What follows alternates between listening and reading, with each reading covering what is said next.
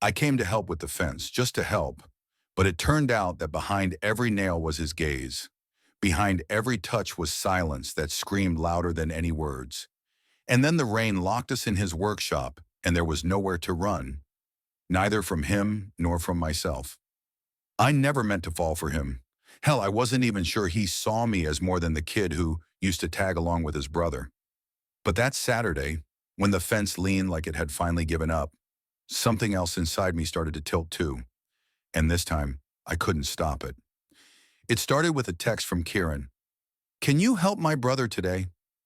He's fixing something in the yard. I told him you're decent with tools." I wasn't, but I said yes anyway, because Liam had always been different. Not loud or flashy like Kieran or the other guys we grew up with. He was 4 years older, always working on something. Quiet, self-reliant, like he didn't need anyone, which only made people orbit him more, including me.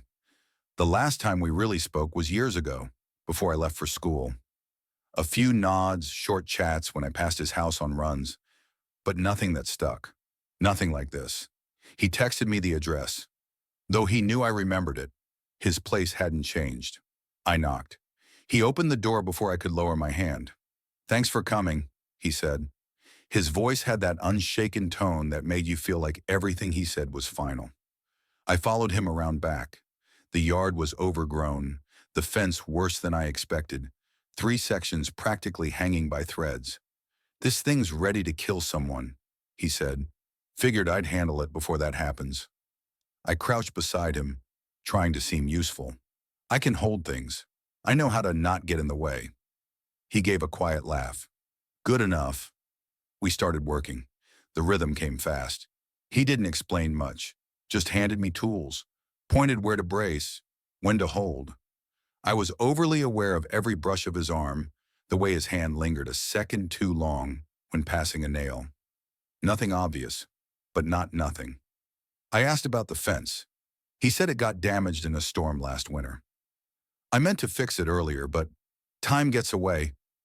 His eyes flicked toward me. Then again, sometimes things lean for a while before they finally fall. I didn't know if he meant the fence. I didn't ask. As we worked, I kept catching myself staring, not just at his arms or the way his jaw tensed when driving a screw, but at how calm he was, like the world could shake and he'd just adjust his footing. Then something shifted. Not the fence, me. I felt it when the hammer slipped from my hand and he caught it before it hit my foot. "You all right?" he asked, closer now. I nodded. "Yeah, just distracted." He didn't press, just held my gaze a moment too long, then turned back to the wood.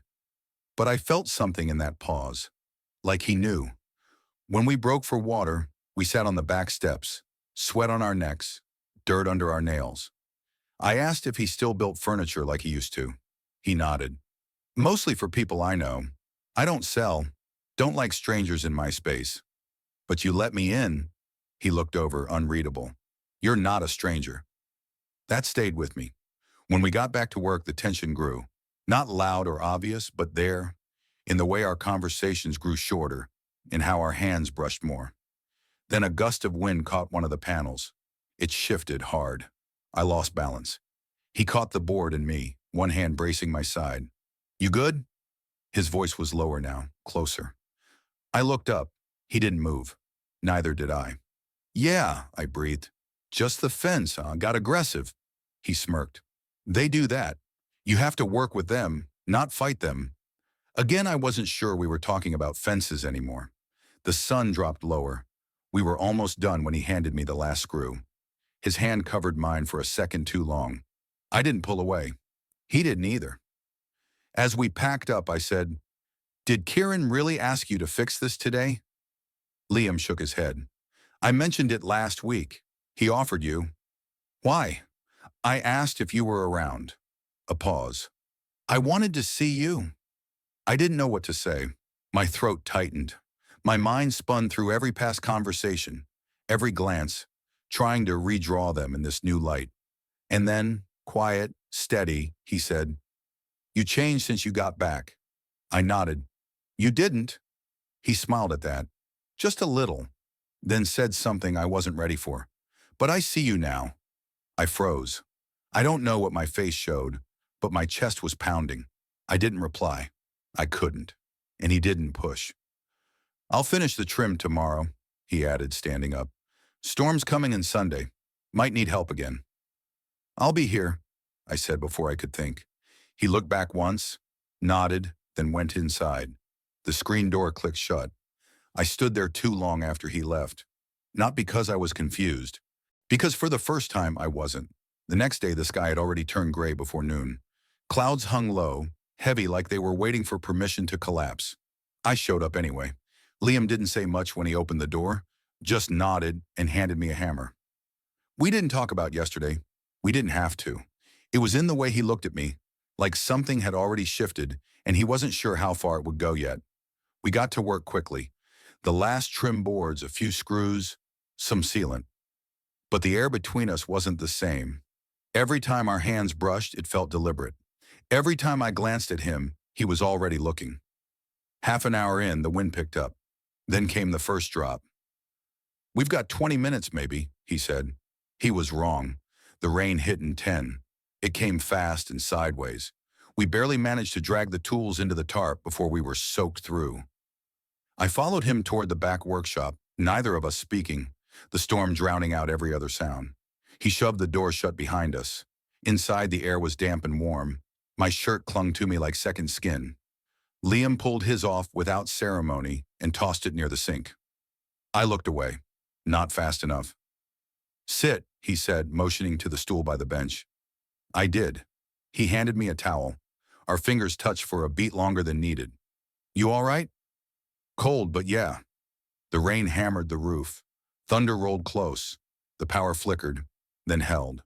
Liam pulled out a small space heater, flipped it on, and the soft hum filled the silence. For a few minutes, we just sat. Then he spoke. "You ever scared of storms?" I shook my head. "Only when they trap me." He glanced at me, and I knew he heard it. I wasn't talking about the weather. He didn't respond, just stood and crossed the room, fiddling with something on the shelf. Then he paused, turned slightly. "I don't usually let people in here," he said. I looked around. Bare walls, shelves of tools, sawdust coating the floor. "Why not? It's mine, it's quiet." "You let me in." He met my eyes. "Yeah, I did. I don't know why it hit the way it did. Maybe because it was the first thing he'd said all day that felt like it came straight from somewhere he didn't usually open." "Liam," I started, but the words jammed in my throat. He walked over slower now and crouched in front of me. One hand braced on the bench beside my leg, steady but close. His eyes didn't waver. "You feel it too?" he asked. I nodded. "Yeah." For a second, nothing happened. Just the sound of the storm, the space heater humming, and the way my pulse pounded in my ears. "I've never felt this way," he said quietly, "especially not with a guy." I swallowed hard. I thought I was imagining it. "You weren't."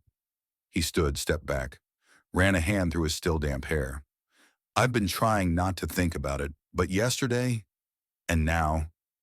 He didn't finish the sentence. He didn't need to. "It's not going away," I said. He looked at me. "Is that a good thing or a bad thing?" "I haven't decided," I admitted, "but I don't want to run from it." He stared at the floor, then softer. "Neither do I." Lightning lit the window. Thunder cracked right behind it. The power flickered again, then died. The heater clicked off. The room went dim. Liam lit a small lantern from the shelf. The glow was low, amber, enough to see him but not clearly. Maybe that helped. Maybe not seeing each other fully made it easier to say the things we weren't supposed to. "I used to come by just to see you," I said. He looked up slowly. "Even when Kieran wasn't around. I told myself it was to borrow a tool or ask about his truck, but it wasn't. It was you." His jaw clenched, then relaxed. "I noticed," he said. I let that sink in. "I thought I was just projecting," I whispered. He stepped closer. "You weren't." The silence that followed wasn't heavy. It was waiting. "I don't know how to do this," he said. "Not just because it's new, because it's real." I nodded. "Same." "I keep thinking," he continued, What if I mess it up? What if you regret it? I won't, I said. His voice dropped. You don't know that. Number. But I know I'll regret not trying. The rain outside didn't let up. Neither did the tension inside. He stepped closer again. This time, when his hand brushed my knee, I didn't flinch. I want to try something, he said. I looked up. Okay. He leaned in slowly, slow enough I could have stopped him at any second. I didn't. Our foreheads touched. His breath hit my cheek. Still okay, he asked. Still okay. Then he kissed me. It wasn't perfect. It was hesitant, uncertain, but it was real. His hand slid to my jaw, and I leaned into him, letting it happen, letting myself stop questioning. When we pulled apart, he didn't move far, just rested his forehead against mine. I don't know what this means, he whispered. Me neither, but I know it matters. Outside, the storm kept raging. Inside, something quieter but stronger had begun. The storm passed by morning. Sunlight pushed through thinning clouds, casting soft light on everything, like it was trying to pretend the night before hadn't happened. But I remembered every second. Liam and I hadn't said much after the kiss. Just stayed close, breathing the same air, holding on to the moment like it might vanish. We fell asleep without deciding anything, just knowing something had changed. When I woke, his arm was still around me, and that meant something. By noon, I was back at my place trying to write. I couldn't. My mind kept returning to his voice, his hands, his, I don't know what this means. And my, me neither, but I want to find out. Then my phone lit up. Kieran, you with Liam? I froze. I hadn't told him. Me. Was yesterday. Helped with the fence. Kieran. Cool. Just stopped by his place. He wasn't there. Thought you two might be hanging out. Me. Not today. I waited. Nothing came. But the quiet made me nervous. Later that evening, Liam texted, You around? I said yes before I could overthink it. We met at the workshop. No rain this time. Just the distant hum of wind in the trees. He was already inside when I arrived, cleaning up the leftover scraps. Hey, he said. I nodded.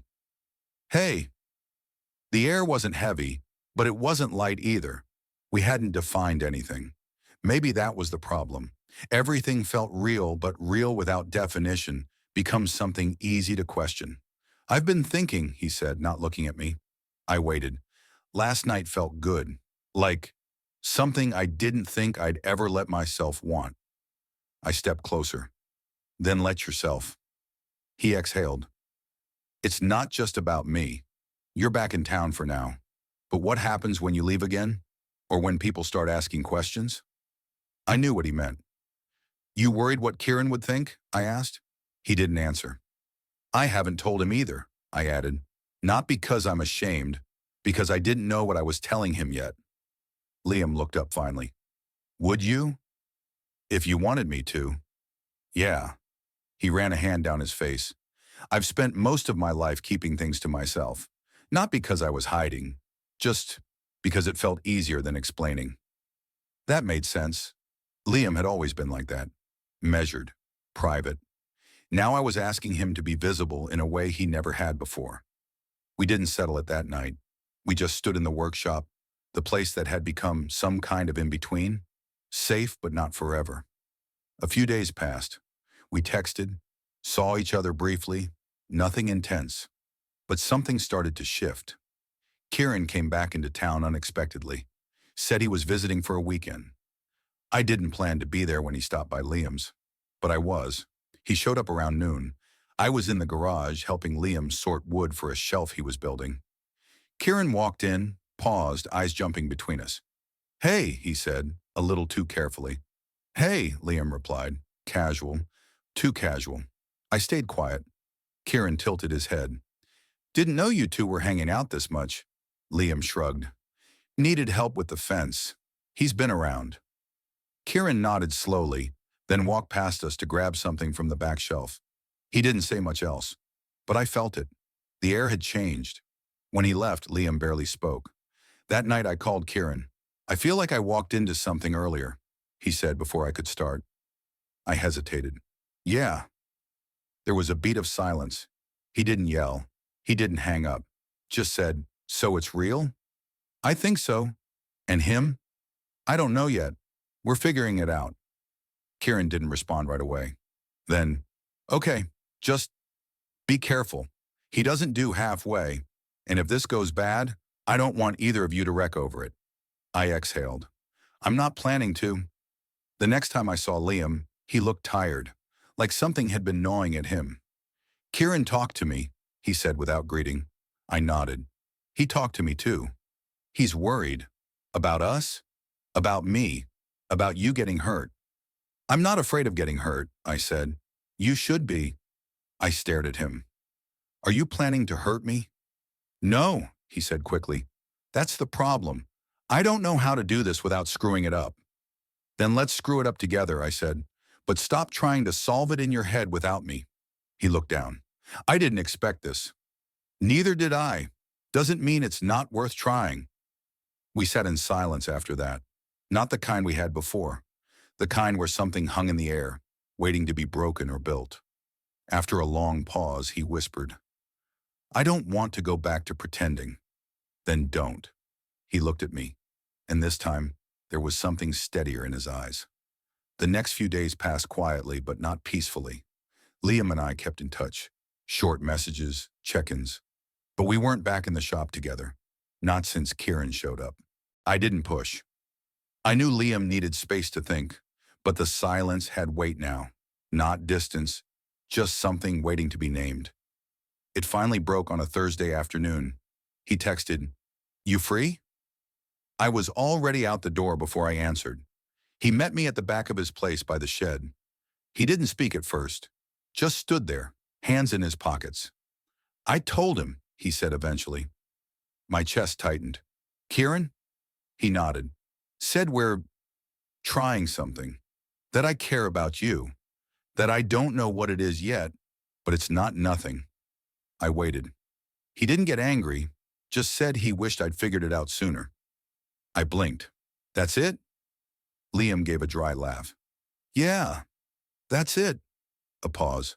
And then he said something that pissed me off, Liam added. He said I've always been too careful. I frowned. What's wrong with being careful? Nothing, except when it stops you from living. He looked at me, and for once I didn't look away. I've been quiet my whole life, he said. And for the first time, someone saw through that, and I didn't hate it. I stepped closer. I didn't just see through it, Liam. I saw you. He didn't move, but his eyes softened. I don't know what this turns into, he said. I don't know if it's a relationship or just something we needed to figure out. But I do know I want to keep choosing this. Choosing you. I reached for his hand. He let me. You don't have to define it yet, I said, but you don't have to hide it either. He nodded, then pulled something from his back pocket. Made something. He opened his palm, a small wooden shape, smoothed out, with a hole through the top. It's not perfect, he said, but it's from the same piece I made that shelf from last fall. I took it, warm from his hand. I figured, if this is going to be a thing, it should start with something real, even if it's ugly. It's not ugly. He looked skeptical. It's honest, I said. We stood there a moment longer, still holding hands, still unsure of the rules. Then the back door opened. Kieran stepped out, phone in hand. He saw us and stopped. I braced for something, a look, a word. Instead, he gave the faintest nod, then walked to his car without saying a thing. Later that night, Liam and I sat on his porch. He rested one boot on the railing, the other tapping lightly against the wood. I leaned back beside him, that carved pendant now strung on a bit of twine around my neck. So what now? I asked. He didn't answer right away. I've been thinking, he said eventually. I smirked. Dangerous.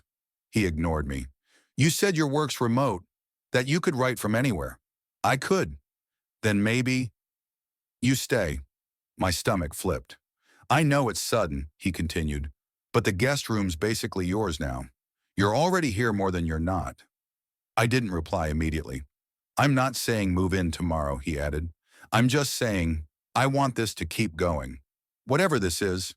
I nodded slowly. You want me here? He looked over. Yeah, I do, I took a breath. Then I'll stay. It wasn't dramatic. It didn't need to be. We just sat there under a sky that was finally clear. In the weeks that followed, we didn't rush. We didn't post anything. We didn't explain. But we also didn't hide. Liam would reach for my hand when we were at the local diner. I'd rest my head on his shoulder when we watched the game on his beat-up couch. Kieran didn't bring it up again. His silence was its own form of support. One afternoon, Liam started sketching plans for a writing shed out back. "You help me build it," he said, "but only if you don't mind crooked shelves." "I'm used to things leaning," I replied. He smiled at that, then said, more serious, "You make this place feel different. You do that for me too." And maybe that was the whole point. It didn't need a label. It didn't need perfect timing or perfect clarity. It just needed two people who were done running from themselves, who chose to stay, who chose each other. And that, finally, was enough. It didn't take long for people to notice. We weren't loud. We weren't holding signs, just present. Me, sitting on the tailgate of Liam's truck while he grabbed something from the store. Him, brushing my shoulder lightly as we walked out of the hardware shop. Quiet things, but in towns like ours, quiet things echo. At first, it was just glances, the kind that hold a second too long. Not angry, just unsure. Then came the small shifts. A neighbor who used to wave every time stopped doing it. A cashier who once made small talk went silent. Nothing harsh, nothing direct. Just coldness where there used to be warmth. Liam noticed. I knew he did. "You okay?" I asked one night as we sat on the porch, listening to cicadas fill the spaces between us. He nodded, too quickly. "They'll adjust," I said. "Maybe," he replied. "Or maybe they won't. I've lived here my whole life, and I still feel like a stranger now." I wanted to tell him it was temporary, that people would come around. But the truth was, maybe they wouldn't. The next morning, Liam got a call from a client, one he'd done work for over the years. She canceled the order, no explanation, just said she was going another direction. He didn't mention it again, but I saw him stay in the garage longer that day, sanding the same board over and over. We didn't talk about it until a few nights later, when I found him in the yard, staring at the half-built writing shed. "I can't protect you from this," he said, his voice low. "You don't have to." "I want to." "I didn't move back to be safe, Liam. I came because being near you felt like something worth risking." He looked at me, jaw tight. "You didn't ask for any of this," he said. "You could be anywhere, doing anything." "I'm doing what I want," I replied. "With who I want." He exhaled. "I keep waiting for you to say it's too much." "I'm not going anywhere." "You should hate it," he said. "The way they look at us. The way things have changed." I stepped closer. "I hate the way it makes you doubt yourself." He stayed quiet. "I knew what I was walking into," I continued. "I just didn't know how much I'd care." Liam's shoulders dropped. "I didn't think this would feel like losing something." "You didn't lose anything that mattered." His eyes met mine, and for a second I saw all of it. His fear, his pride, his guilt for making me part of something he never meant to expose. I took his hand. "We're not the problem. They'll catch up. And if they don't, then we keep walking anyway." We stood like that until the wind picked up, carrying the smell of cut grass and distant rain. Later that week, we got an invitation to Kieran's birthday. Family gathering, barbecue, everyone would be there. Liam hesitated. "You sure you want to go?" he asked. I didn't answer right away. "I don't want to hide," I said finally. "Not from your family, not from anyone." He nodded slowly. "Then we go." When we arrived, the yard was already full. People laughed, held paper plates, tossed beanbags toward wooden boards. For a moment, it looked exactly like every other summer gathering, until we walked in together. The silence wasn't long, but it was loud. Then Kieran raised a hand from across the lawn. "Hey, you made it!" We exhaled. People went back to their conversations. No one said anything, but no one turned away either. Later, Liam's uncle pulled him aside. I watched from across the yard as they spoke. Liam's face was still, guarded. But then the older man clapped his shoulder once, nodded, and walked off. "What did he say?" I asked when Liam returned. He said, "About time you stop pretending you're someone you're not." We laughed, not because it was funny, but because it felt like air returning after holding our breath too long. That night back on the porch, Liam turned to me. "I'm tired," he said. "Of what?" "Of being afraid of what I might lose. I want to start focusing on what I want to build." I looked at the half-finished writing shed, the crooked shelves, the small pendant still hanging from my neck. "I think we already started." He nodded, then added, "I don't know if this ever gets easy." "It doesn't have to be easy," I said. "It just has to be worth it." He leaned closer, resting his head against mine. "It is," he said. "You are." And for the first time, it felt like the world wasn't waiting to collapse. It was waiting to begin.